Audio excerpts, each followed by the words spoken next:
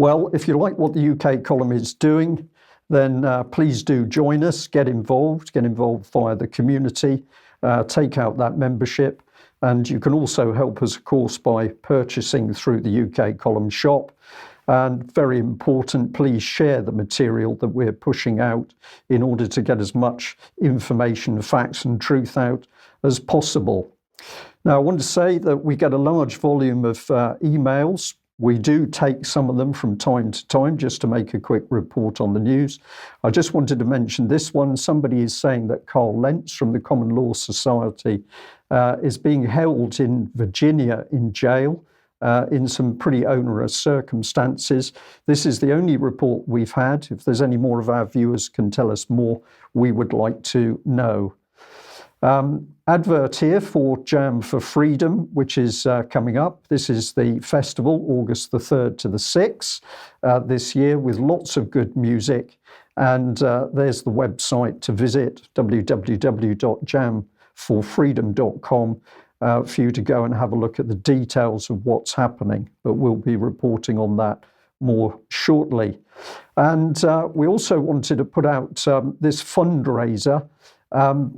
This particular gentleman we interviewed some time ago. He's vaccine damaged, a physio, had worked at quite high level, but the problem is that he's now got problems that he needs help with, and he's got to the stage where he's having to ask for support from the public at large. So Adam Rowland here is organising this particular fundraiser. Have a look at it online, and if you feel you can, we'd encourage you to contribute to that.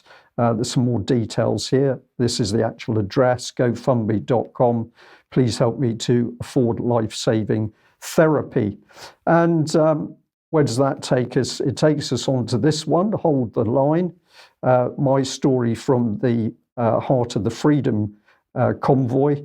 And you can have a look at this online and have a look at the details of the book. But we are saying to our audience, we think there's some very good things reported. Alex, I think I should bring you in here because you've got a number of mentions. Yes, that last one there, by the way, Tamara Lich, is the softly spoken Canadian lady who's been Canadian #1 political prisoner after being banned from social media for a while as part of her bail conditions. She is now giving high-profile interviews, so you can support her by buying the book and going to her events if you're in Canada. She needs that support now. Just on Drag Queen Story Hour, I know June is over and people think Pride, the worst of Pride's happened. I won't read this out for lack of time. If we keep the emails on screen, I'll just talk generally to what happens while I flick through it. But a viewer, Alan in Skipton in Yorkshire, has asked his town hall why they are promoting Pride for children, and pointing out that at these events, children are sexualized by nearly or completely naked men. What's going on? The stock response from the library before inserting the boilerplate, which was even in the different font, you could see where the boilerplate began. The bit that was written specifically to Alan said, "Oh no, you can't sexualize Pride. You can't say it's about sexualizing children. It's all family friendly, and it's there to celebrate the LGBTQIA+ community." And parents are perfectly happy. Alas, this is true in many cases. A shocking number of mothers, I have to say, are happy with it. But this, a lot of well-to-do places like Skipton have this problem. Alan was not dissuaded. He said, equating Pride with sexualization of children is entirely accurate.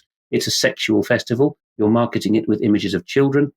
Sensible dialogue, please. Can we debate it? Reply, no, we won't be debating that because we're a safe space at Skipton Town Hall where LGBTQIA+ communities can express themselves freely without fear. We don't tolerate violence, bullying, or hate speech.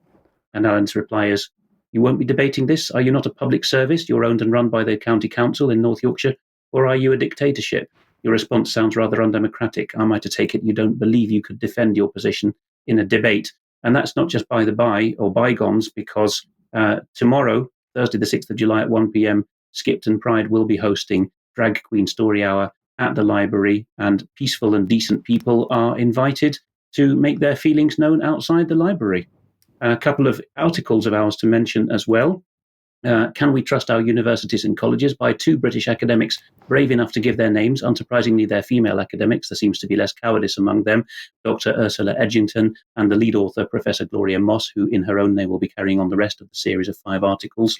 Some shocking details and very necessary there. And a long but very worthy read from Eurocrat, Irene Lost, on the European Union Technocracy, Bureaucrats and the Theft of Democracy. She gives an EU civil servant's account of why the bureaucrats are not entirely to blame, and many of them are sceptical. Well, the proof of that, and so some of our viewers will think, yes, right, but the proof of it is that one of them is a UK column viewer and now author for us. Okay, Alex, thank you very much for that. Well, I'll just add a little bit more. We've got this article up on the UK column website as well, the NHS jewel in our crown or thorn in our side. Sorry, not article, this is an interview with Debbie. Extremely interesting.